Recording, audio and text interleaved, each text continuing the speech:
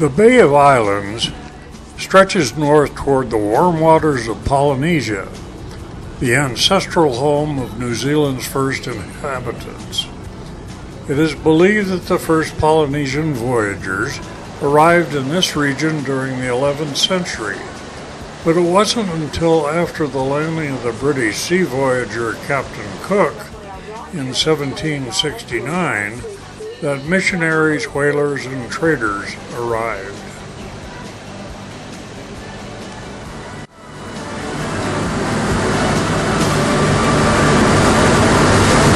Lovely little cafe here, restaurant, just a lovely place to visit.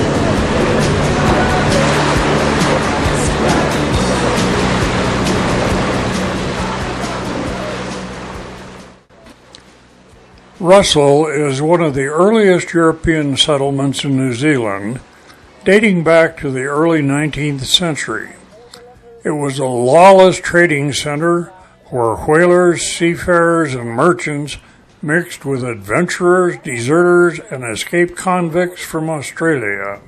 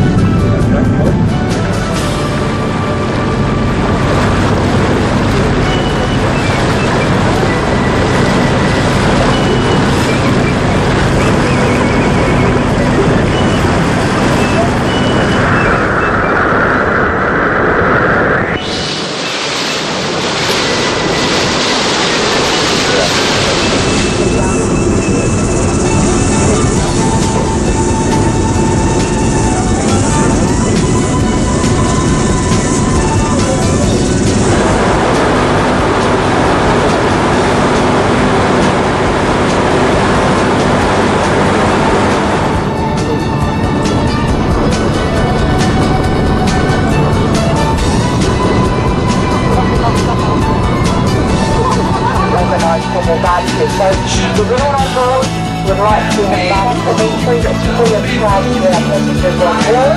Now, because it's free of charge, it does not mean to say you have to do it, but the option is to include it. The option behind us, this is our list of arrangements on top of the hill.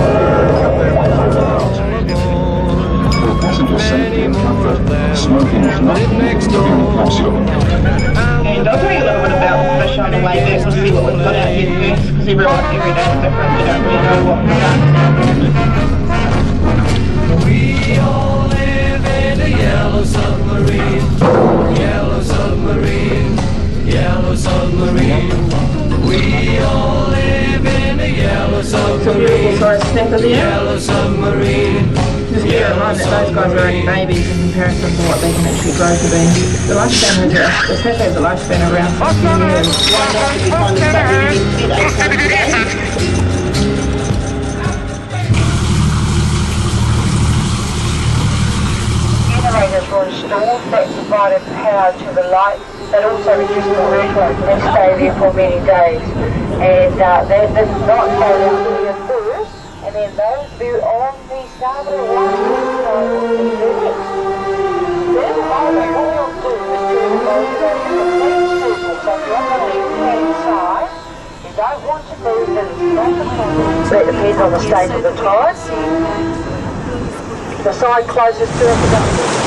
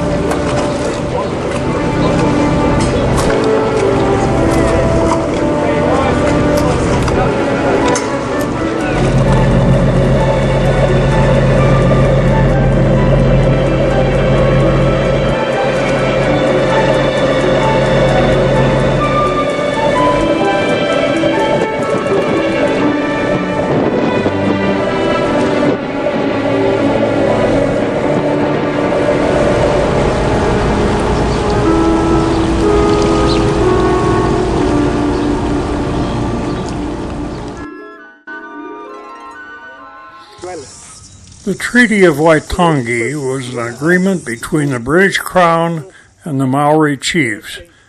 It stated that sovereignty of New Zealand would be granted to the British Crown, that British settlers couldn't purchase land without permission from the Maori landowners, and that the Maori people would be granted the protection and privileges of all British subjects. Once again, welcome. Welcome to Te Pito Whenua. Welcomes them into home as well. Okay, but just to let you know, ladies and gentlemen, it's just me and Fern here today, okay, and we can't do everything all on our own, but all she's saying, Fern stories to best look after it is some of the teachings of our ancestors. Okay, but back to the house, in our culture, we also believe that these are our ancestors. At the front you saw his face, his arms and his fingers. When you enter the house, you're entering the body. Back over to the other side, the carvings, they're facing each other. This is telling us they're directly related from the same tribe, from the same area. Now if you have a look down the walls, you'll notice different styles. Okay, this is telling us they come from different tribes. Now most tribes in our country, we all have our own artwork, our own styles and variations. We also have our own dialects and even our own customs. And the reason why the Ngāti people, well, they have these gods in their artwork is simply because they live next to the sea. They depend on our highly on seafood and sea life. These gods.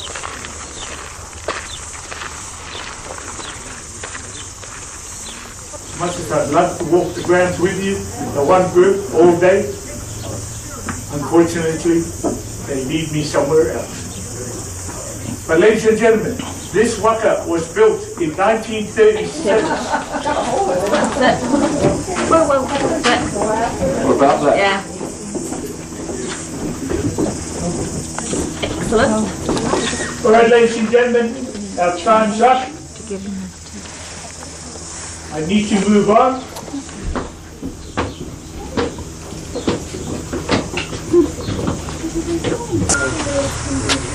Take a picture. Picture of the woodpecker. You know, sometimes you come up here and we may have a great big albatross out on the front lawn, so you just never know what's going to be here on a daily basis. We have birds in this cage every now and again. So we set the centre up just to do that sort of work. We get about 1,300 birds a year coming in. You never know what's going to come in. It could be a little sparrow in the morning and a big albatross in the afternoon. You just never know what's going to arrive. And the best part of the job is when the bird finally flies away again, you feel like you've achieved something in life.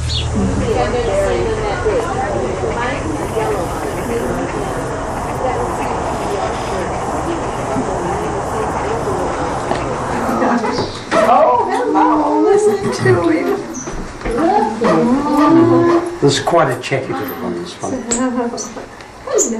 Yeah, what we think happened to this fella was that he probably fell down a little cliff. And when we got him in here, he couldn't open his right eye, it was all swollen and weeping. And he's also got a sore foot. Once they start foraging around, what do they eat?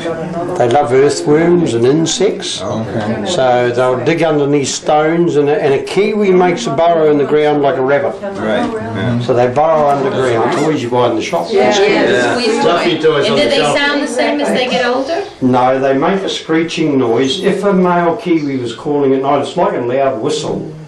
If a male kiwi was calling out at night, and it was a nice, clear, still night, you'd hear him right over on the hills over there. The female kiwi makes more of a growly grunt noise, and you'd only hear her about from here just down the awful.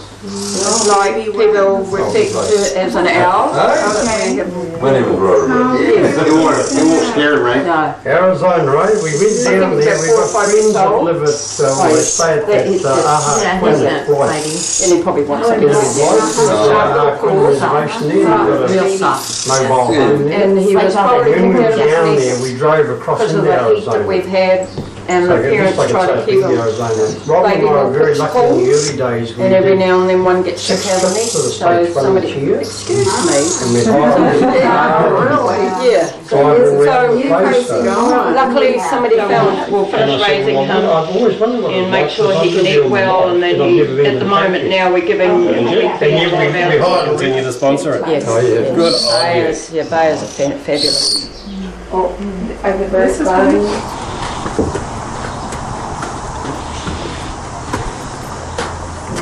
ideal presentation has been done this weekend.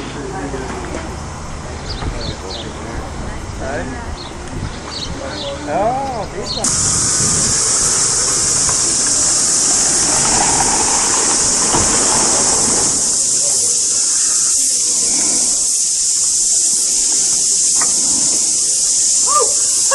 This startled me.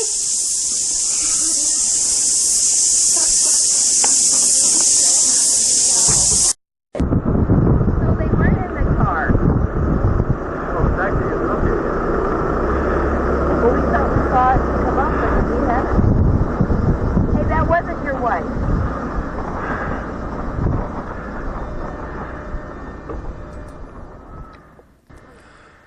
Although New Zealand is far from most conflicts, its long coastline and dependence on seaborne trade have periodically made New Zealanders feel vulnerable.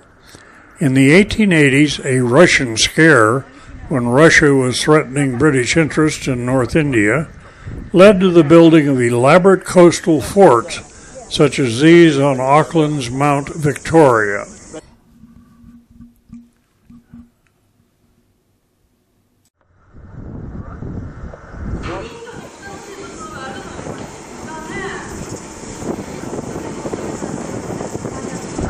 North Shore, 1/3 of Auckland's population live on the North Shore.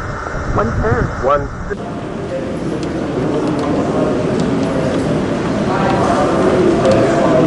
Kia koe hoki, wanganui a mātou I tēnei wā ngā manuhiri tuārangi. Ko mātou e mihi atu nei kia mātou nei manuhiri I tēnei wā.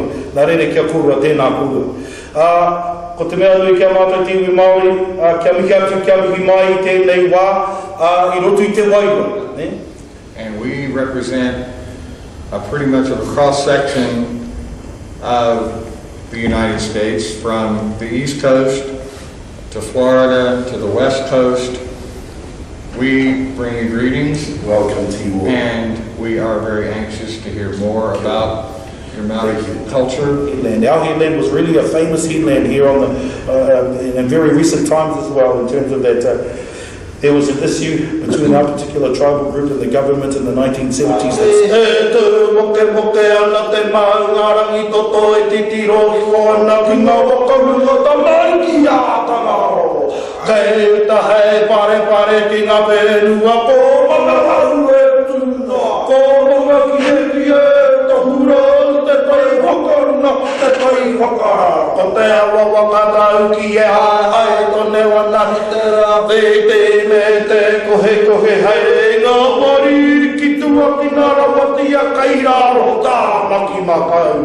Service, get my degree, and then going back to the service. Of course, going back to service as an officer is a lot different than it was.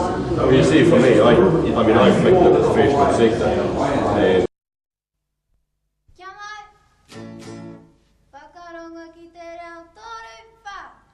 Whakarongo ki te reo te ropu e karangane. Whakarongo ki te reo te ropu e karangane. Nau mai, haere mai, kake mai e tiwi e. Ki runga, ki roto.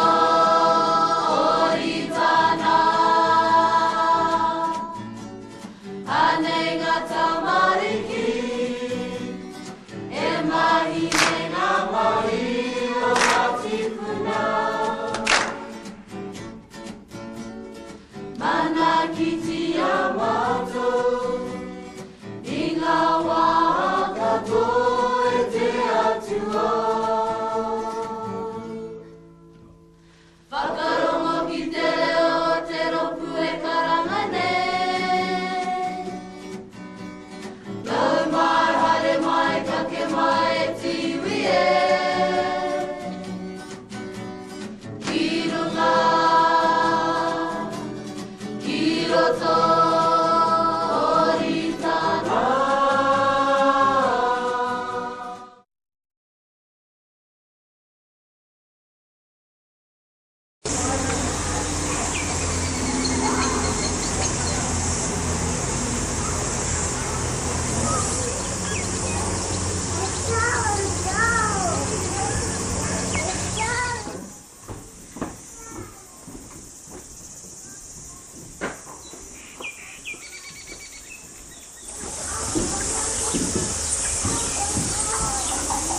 where are the, look at koi fish. Aha.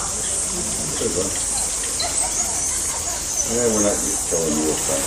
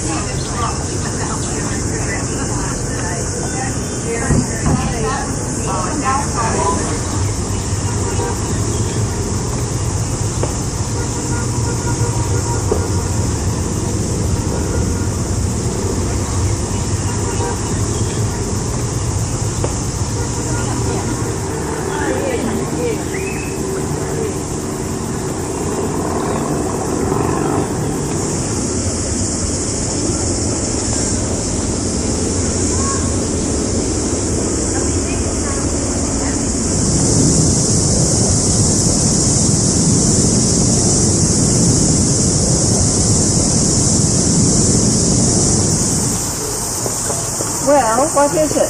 I don't know. A dog? It's a duck or a... Oh, I guess it's a dog, sort of. I think it's a dog. Oh, okay. It's just... Oh, okay. It's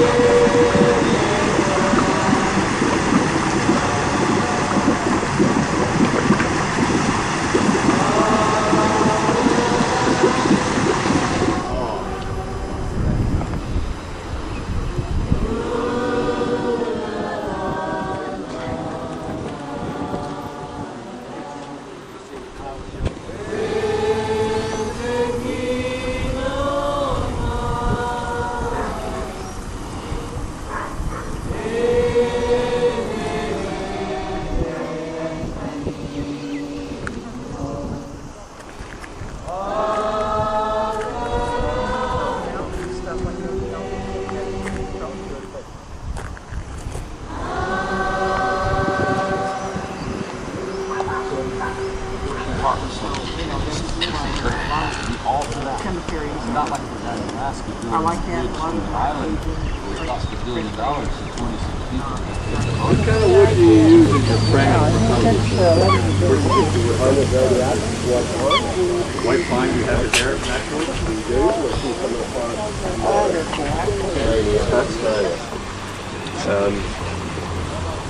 To go trout fishing in New Zealand, you have to have a license.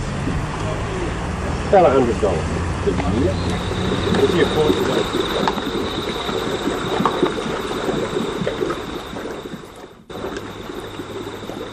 Rotorua is situated on the northeastern part of the volcanic plateau in the heart of the geothermal belt of North Island, and it is the center of a remarkable array of hot springs, boiling mud pools, and spouting geysers. The Rotorua region long has been one of the principal bases of Maori culture and traditions in the country, and Maori still constitute a large minority of the city and regional population.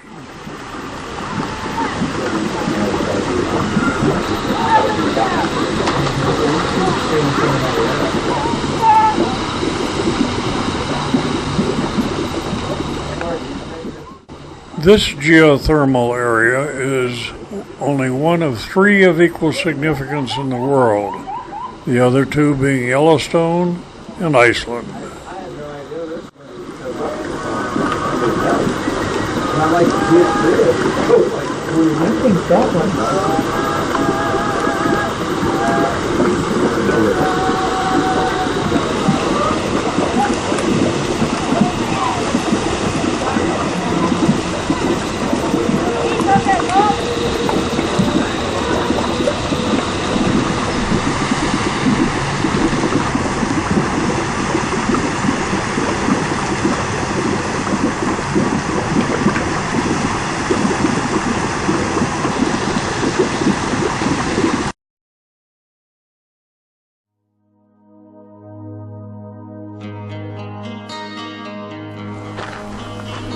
Tilt again. That was a beautiful position.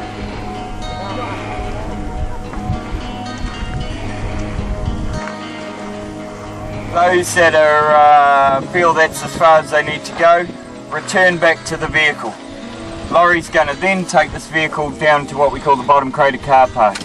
So from there you get fairly good views, not fairly good, you get magnificent views up through this main crater, and you can also see the rest of your friends coming out of this white walk down below us.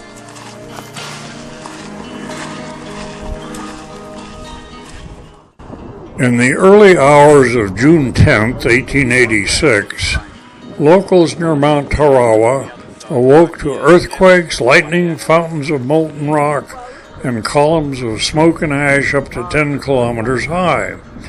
The eruption lasted 6 hours and caused massive destruction. It destroyed several villages. Approximately 120 people, nearly all Maori, died.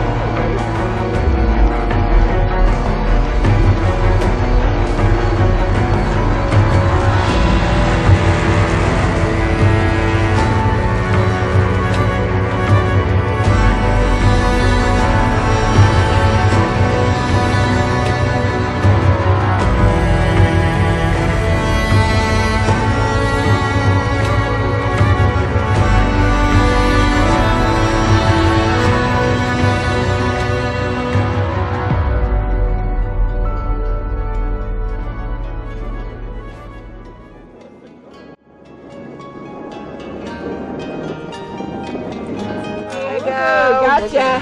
Okay. He's puffing though.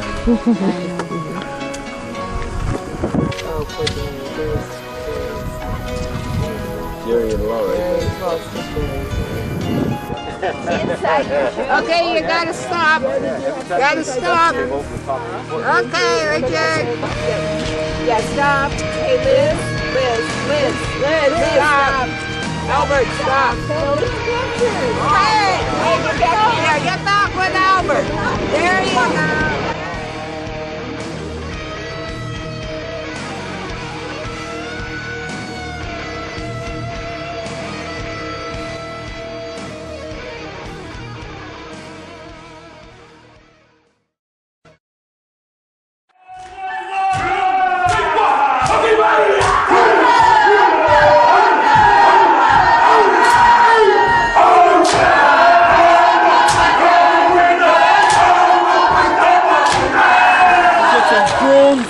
Some king prawns and Pacific green lipped mussels. Okay. Now the corn will only take about 10 to 6 minutes in the pool, and the corn and the prawns will take only about 1.5 minutes, 2 minutes to cook.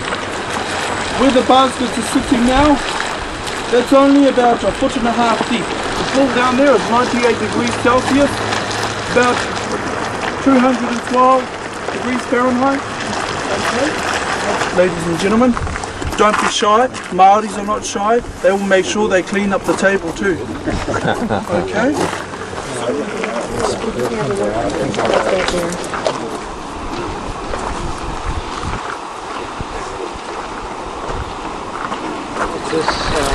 Was it preparing on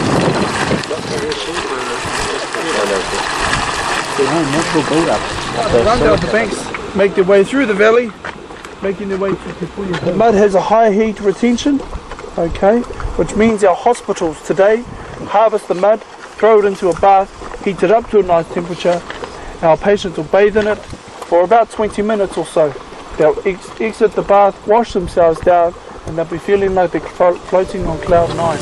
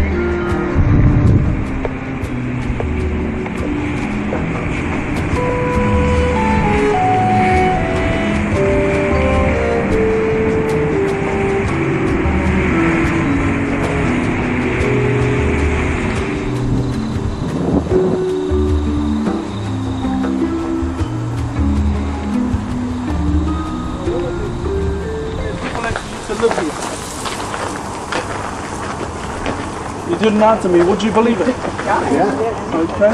Your house for the winter seasons. You stock up your house, and there is only one key in, and one person to look after it. And we would barter our meats with those who lived on the coast, and the coast would barter with us who lived there. Just for food. Does anybody know what these items here are called?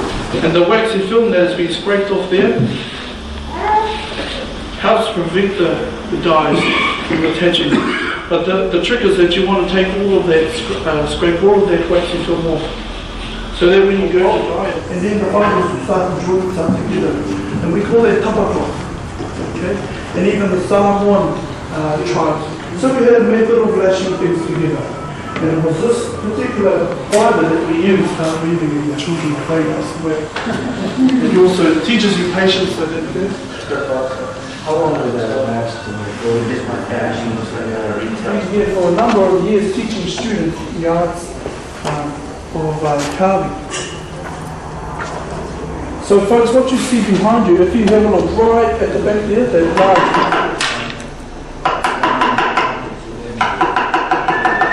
The eyes are being mixed with power shell. Power is like the abalone shell.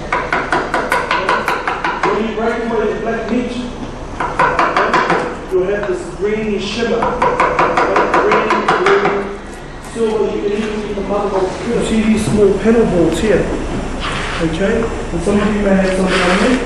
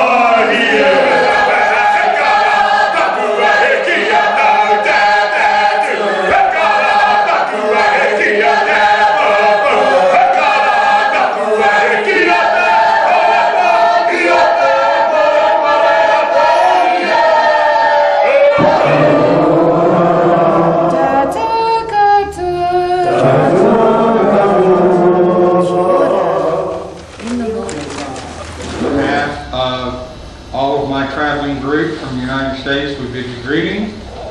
From the state of New Jersey, from Florida, from New Mexico, from Arizona and California, we all thank you for your hospitality and inviting us here today. Thank you very much. Ladies and gentlemen, there you see the traditional form of greeting that we still practice today. This is called the hongi, the sharing of two life breaths, thus forming a bond of friendship.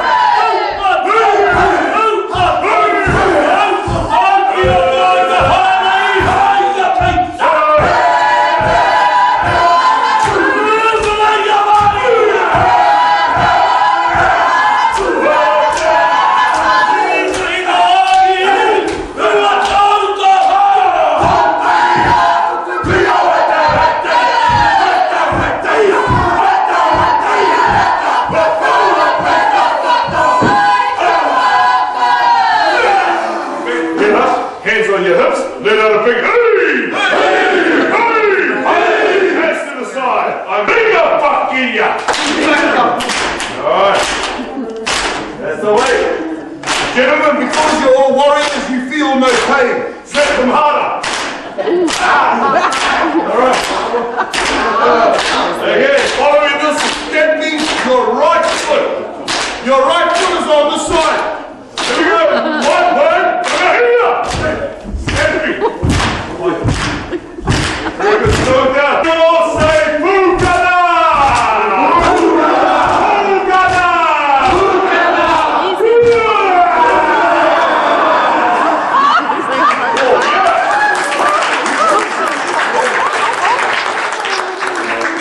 The whites are all showing.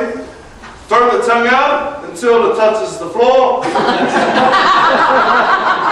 And let it for my command. 1, 2, 3.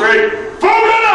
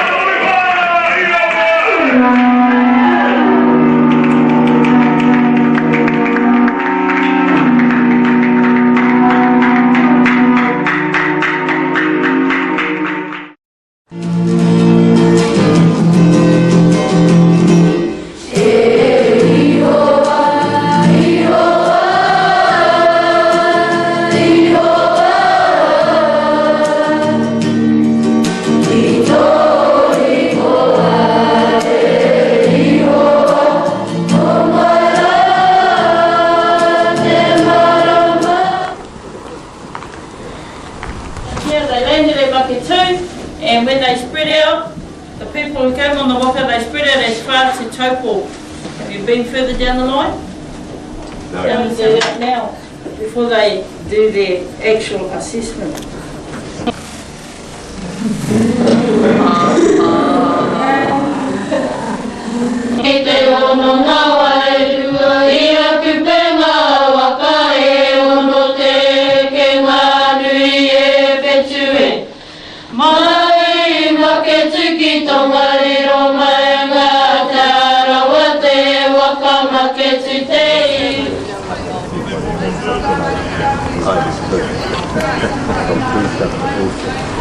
Then we have performances just behind here in a small space. We have musical performances. I put on a brief tragedy one year, so like that. You like pitching? Yeah. Knock him over.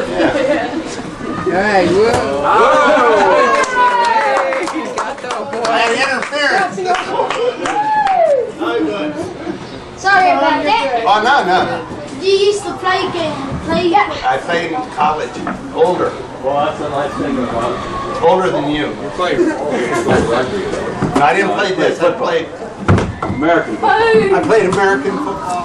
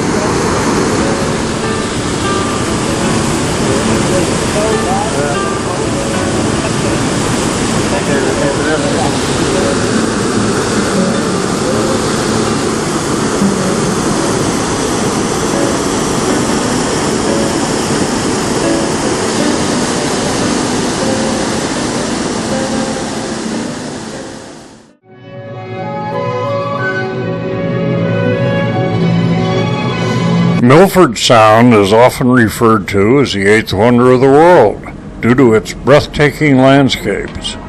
Towering cliffs, dramatic waterfalls, lush rainforests, and crystal clear waters create a mesmerizing and picturesque environment. Despite its name, Milford Sound is actually a fjord, not a sound.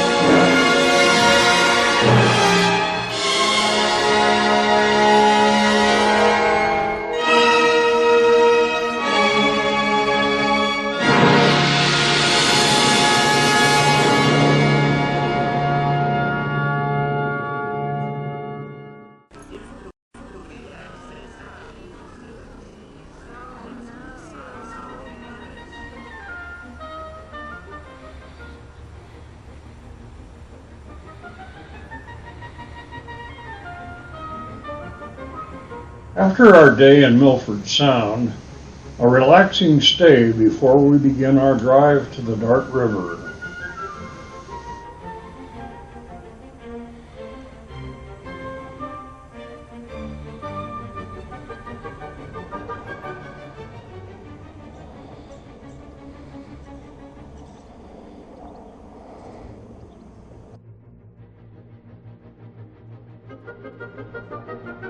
On the way, magnificent mountain scenery.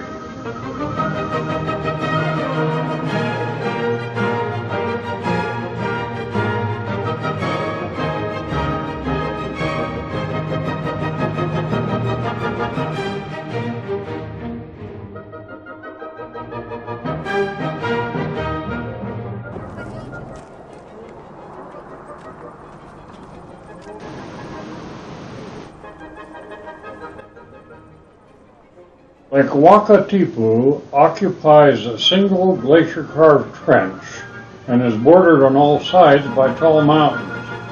Because of its unusual shape, the lake has a tide, more correctly, an unusually large seiche or standing wave, which causes the water to rise and fall about 10 centimeters every 25 minutes or so. Maori legend links this phenomenon to the heartbeat of a huge monster named Matao, who is said to be slumbering at the bottom of the lake.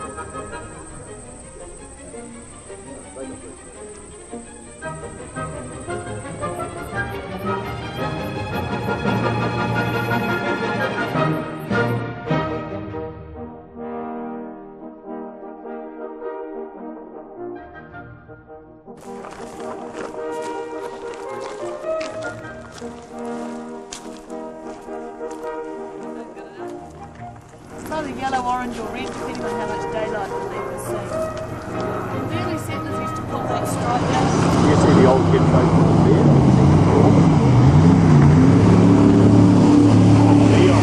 That's a novelty.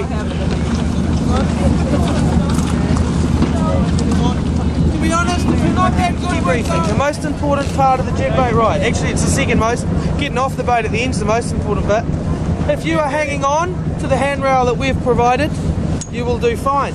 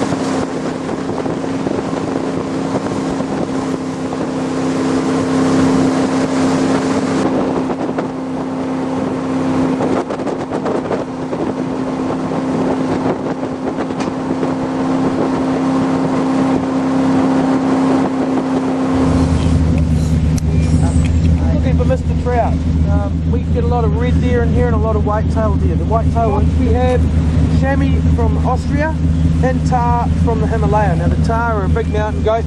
They're only found in the wild in the Himalaya or here in New Zealand. Everything else is behind wire or in parks or in zoos. This is the only hunter cameras, guys. Try not to concentrate on the filming too much. 8 kilometres from Milford Sound, it's that way. Okay? It's 30 kilometres back to Glenorchy.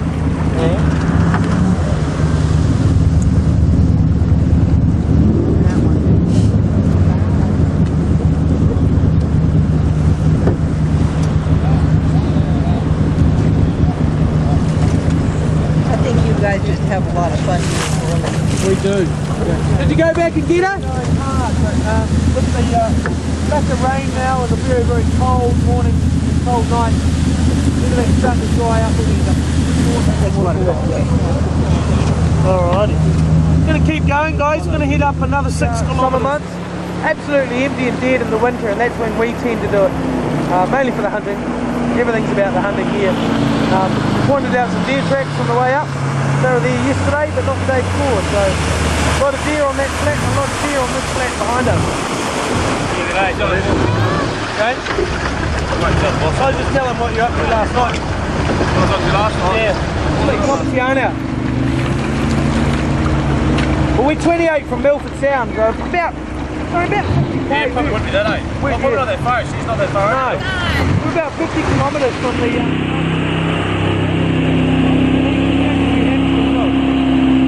yeah, they're not from Colorado and Wyoming. They take us to what they call the Roosevelt. Not exactly my crazy use.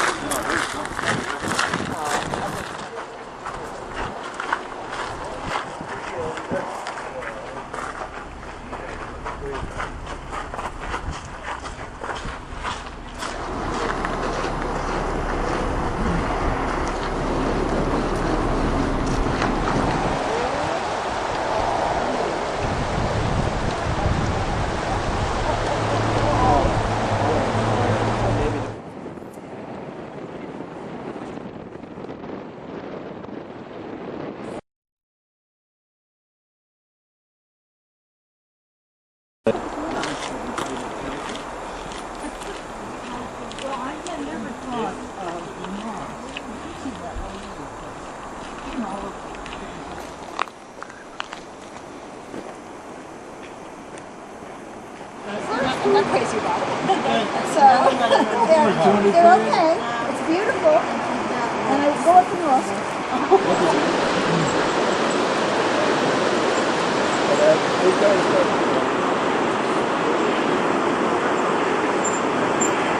It's just a little daunting. Now we can fly. You know the way to take them.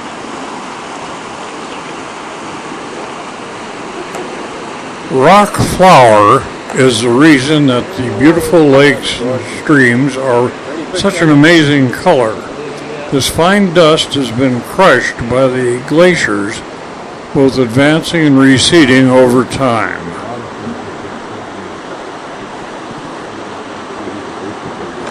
Wow. Oh, somebody's got a fishing. No, they've been throwing stones. Oh, stones. Okay. There is a fish over there. Richard found one.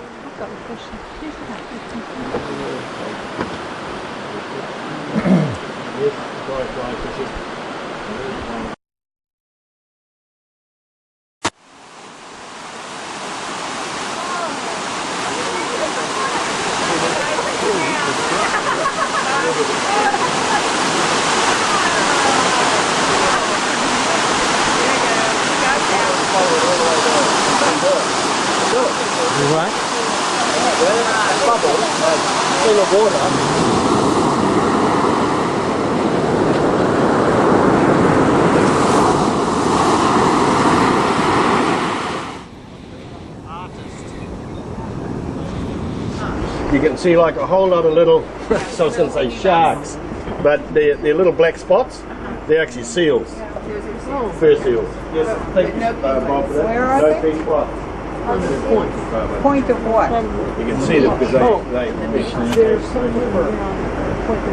Use binoculars. Look.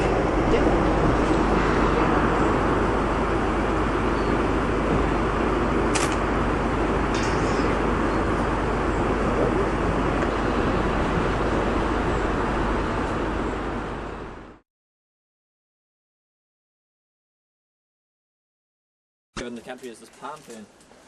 Yeah. That's the one you see hanging off the roadsides all along the river beds and whatnot. But it did have a natural defence.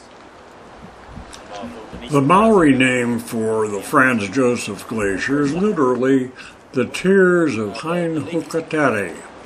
According to oral tradition, Hein Hukatari loved climbing in the mountains and persuaded her lover Tuawe to climb with her. He was a less experienced climber than she, but loved to accompany her, until an avalanche swept him from the peaks to his death. Hein Hukatari was broken-hearted, and her many, many tears flowed down the mountain. Rangi, the Sky Father, took pity on her and froze them to form the glacier.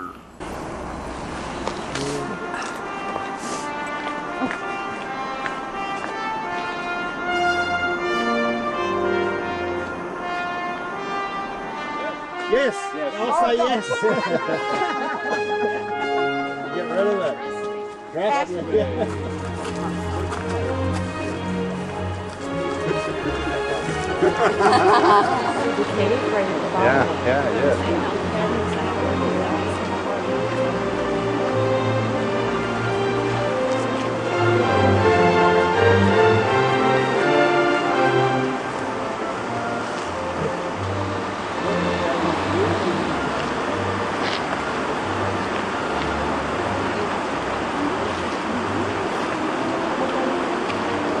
I saw that was right on the top road.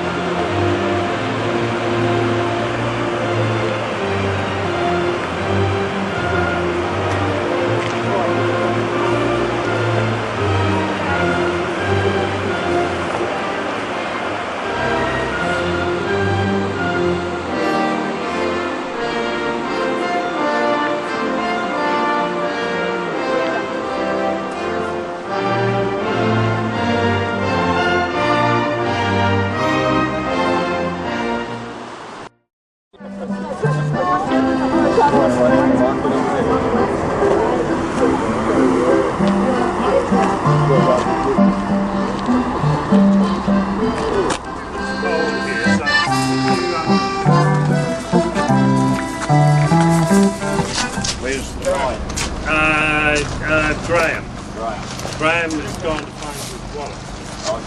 But he'll be back. No doubt he might serve the tea. We'll make use of Graham serving the tea. Is he about? You understand why? Black. So what we've got to do is put in the grade tea. So Peter's putting in some good Ceylon tea. Right. Does anybody know what this stuff is?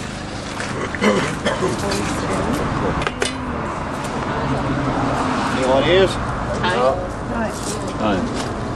Oh, it's called Manuka. That's New Zealand tea tree. Have you heard of the Manuka?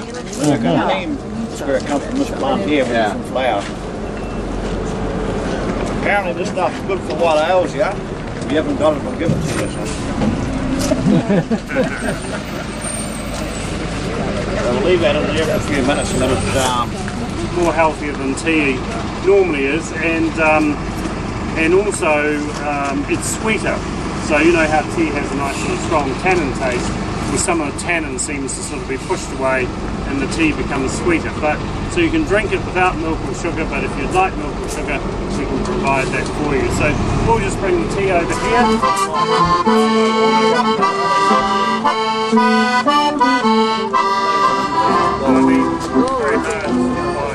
Oh, I don't. I saw once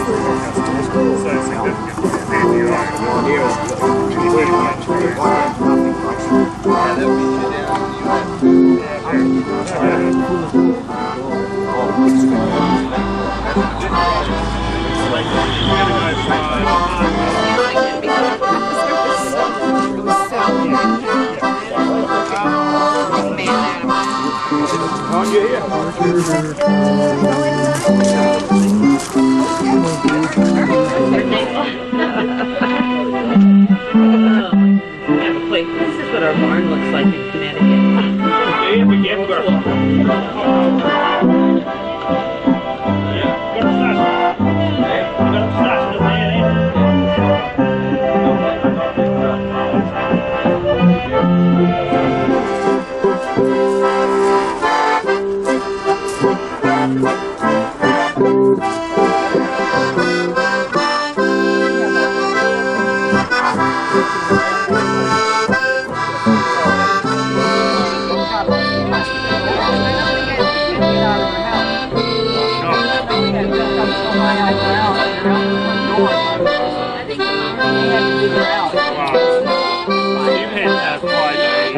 severely right, like places down there.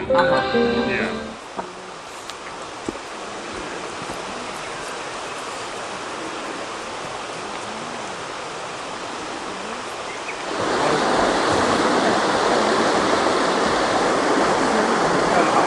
There's like a pipeline going.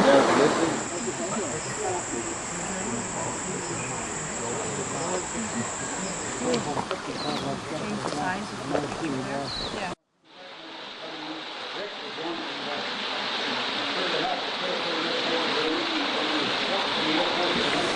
The stamp mill hammers ore into a fine powder, which is then physically and chemically processed to remove the contained gold.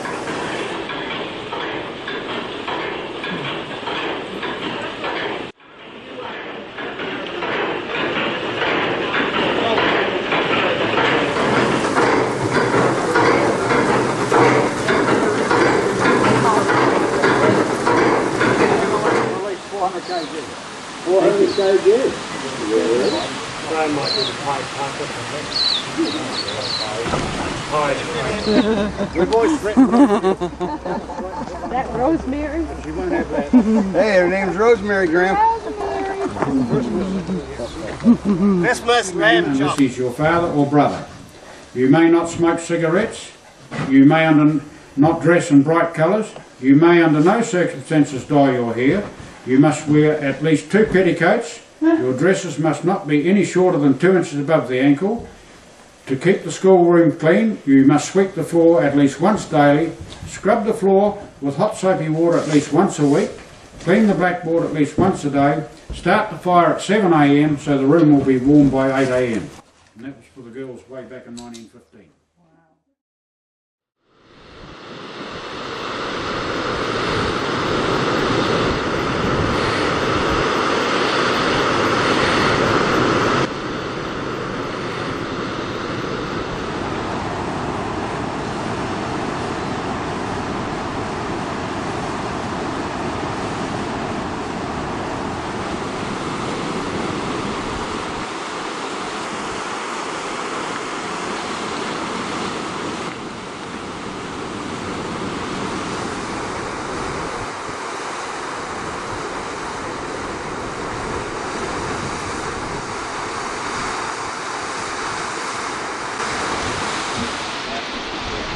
Cape Foulwind is home to a large number of seals.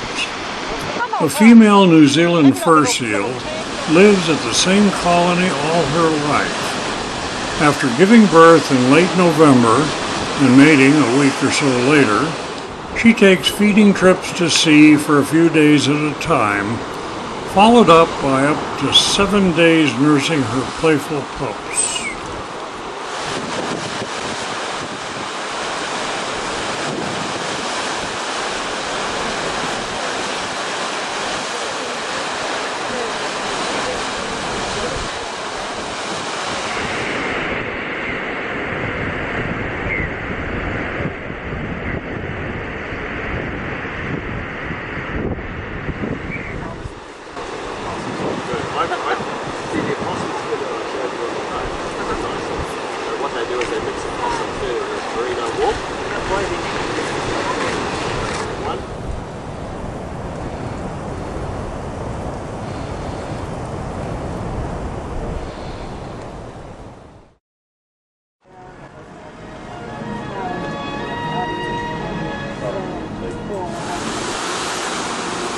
Nature began this work of art about 30 million years ago.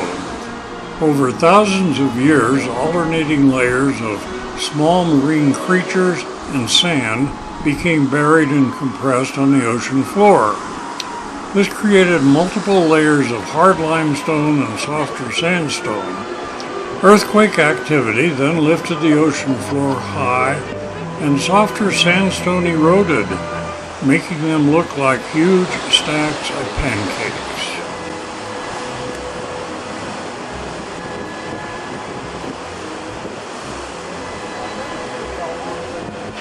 Okay. That's all right. You don't need my feet.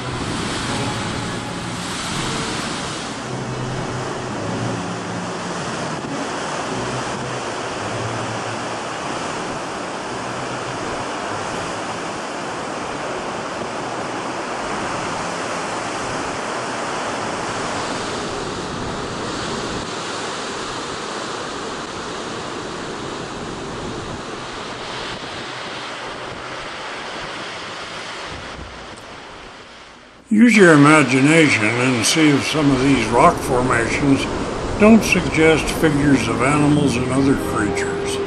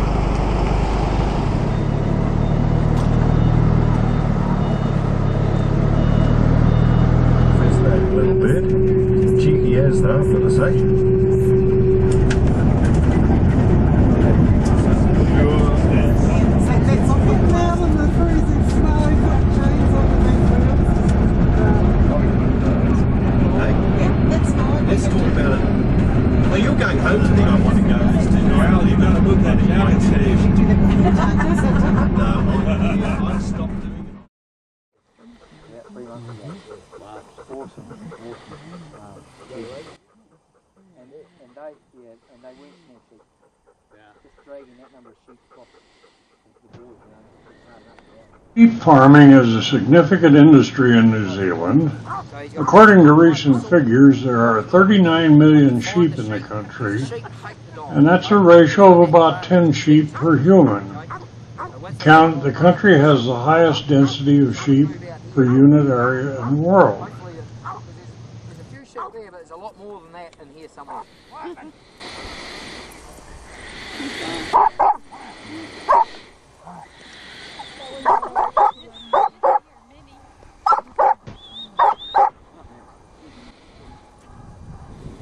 The Huntaway dog is a breed developed in New Zealand.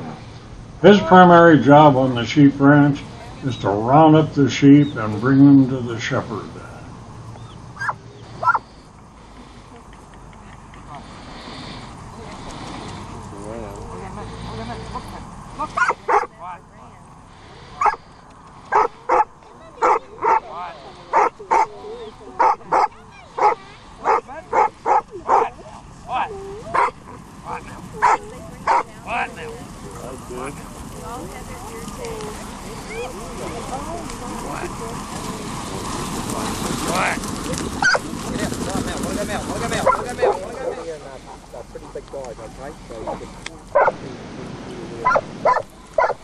The Border Collie takes over and keeps the flock under control and delivers individual sheep to the shepherd on demand.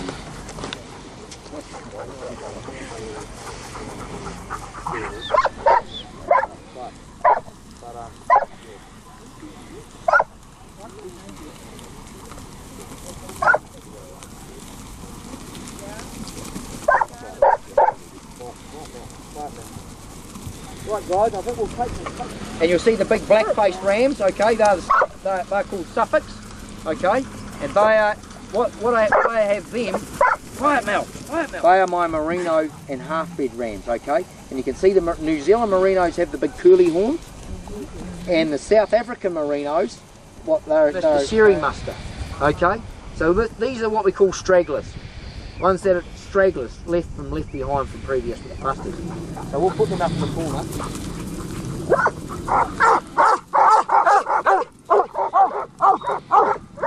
Come on over, guys. Look at her circle.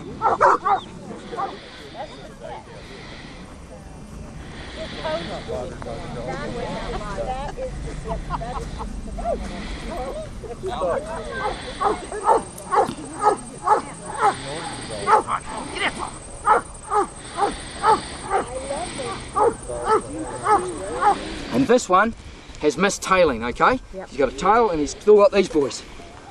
They would normally be taken off, okay? Just when they tail him, he'll be fine. He'll be fine. He'll be fine. Get outside, Mel. Get outside, Mel. Now, guys. Oh, I can't hold on to both of them, but it doesn't matter.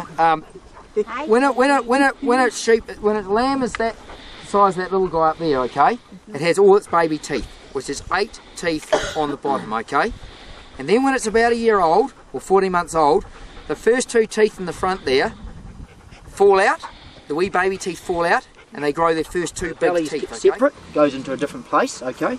Then he does the crutch through there, round the backside, over the tail, and then he comes up and he does the trickiest blow, which is the one up the neck.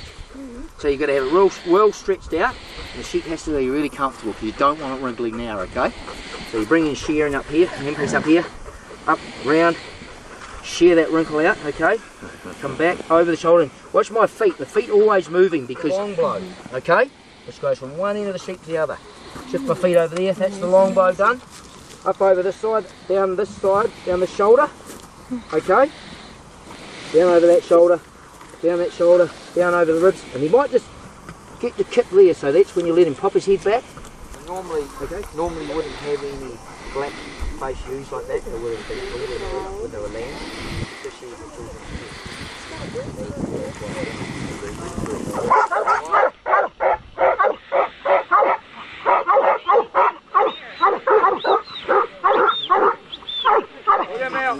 Well, just a tiny bit of it. Alright, now he's got to go to the God, you don't make on the fast to go. Some of you guys ought to check about here. Well, I'll get you to feel the wool, guys, as you come through because it has very different properties, okay? I'll put some of this one of Cindy's down there, down here. And so what we've got a half-bred. Remember I said that all goes to the States. We've got Cindy's wool here, which is a crossbred, okay? So that's a half-bred, get a good feeling of that. There's young Ed, he's just arrived.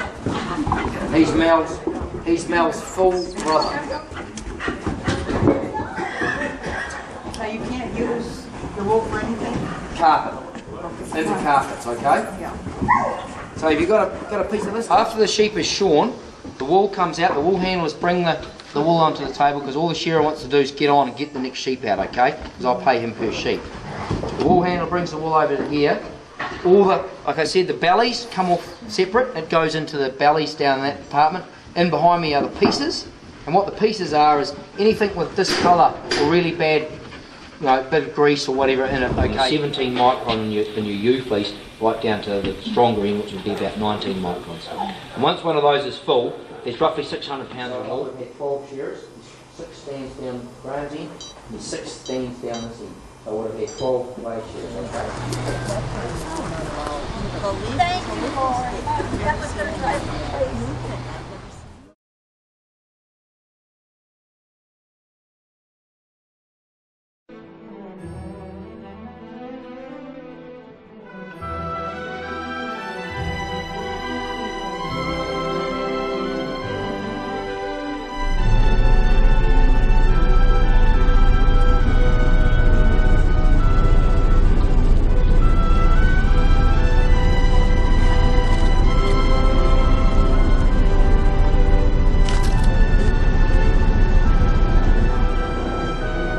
Although it is located in a former British colony, Akaroa Harbour is decidedly French, as this Christchurch enclave was originally founded by pioneering French settlers. Akaroa is an especially popular spot to observe wild dolphins. The harbour is located inside the caldera of a sunken volcano, making it an ideal habitat for marine mammals and bird life. Now we're talking about a considerable amount of time. 900 to 1,000 years of their operation. Well, that's not a long time on world standards by any matter of it. But it is for little people.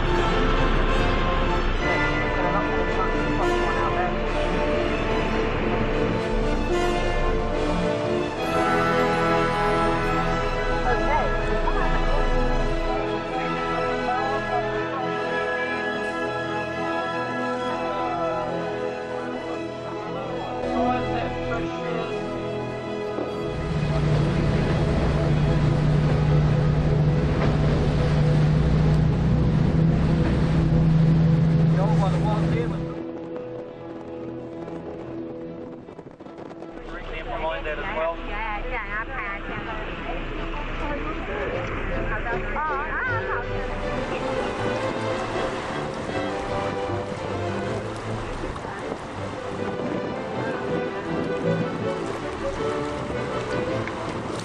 So we got spec.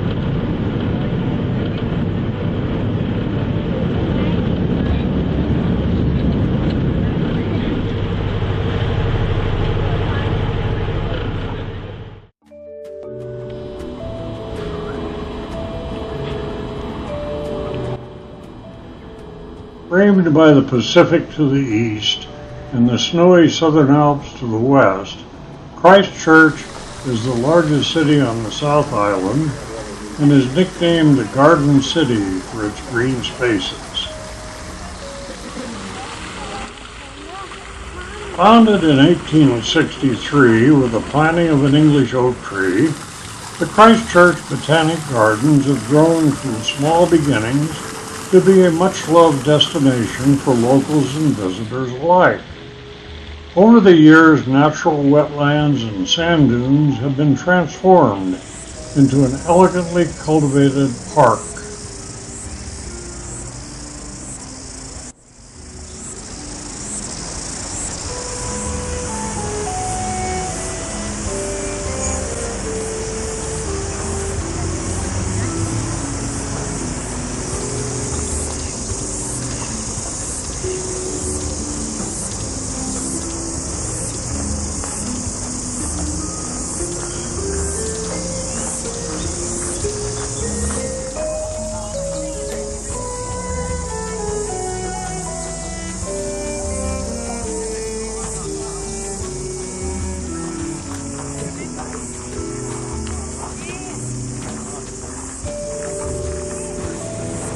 The Water Closet School of Photography.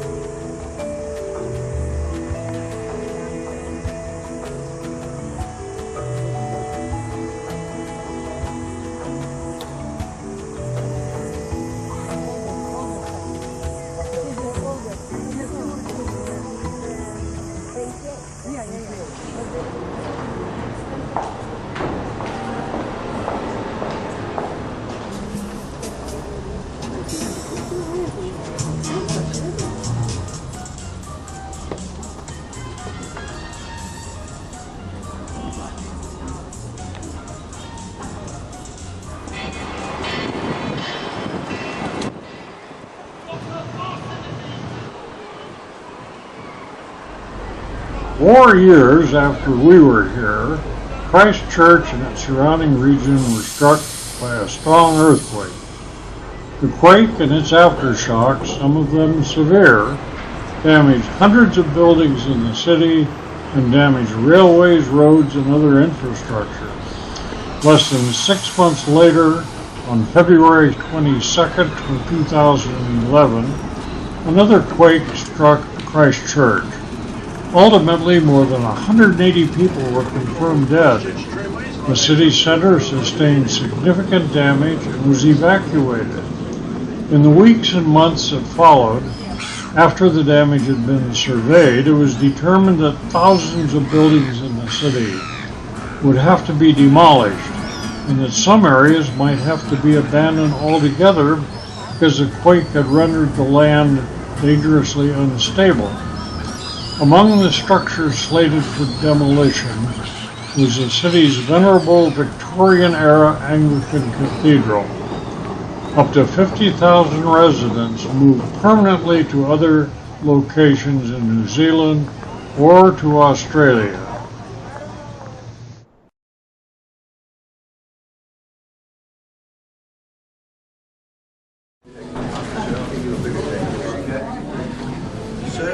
Christchurch is the jumping off place for many expeditions to Antarctica.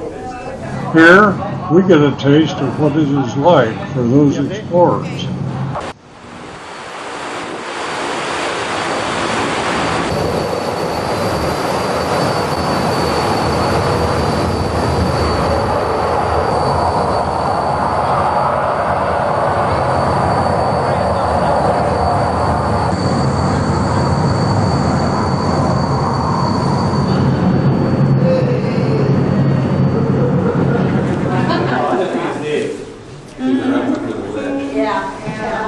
So we just started carrying them around like this, you know, doing that everyday thing.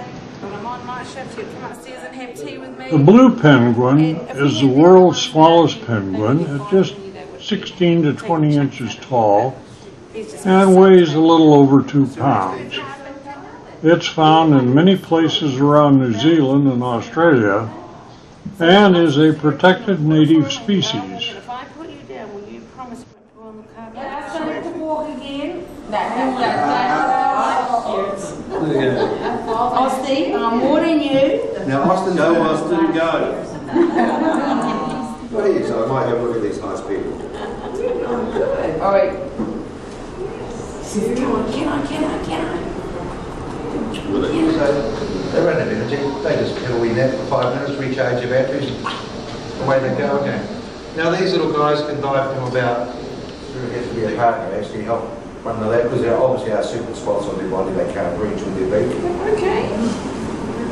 So they're pretty easy going. When they're in our wildest dreams, imagine 18 little people. This is Tubby here. He's just finishing the molt now. You see how their feathers, like he's got a collar on at the moment.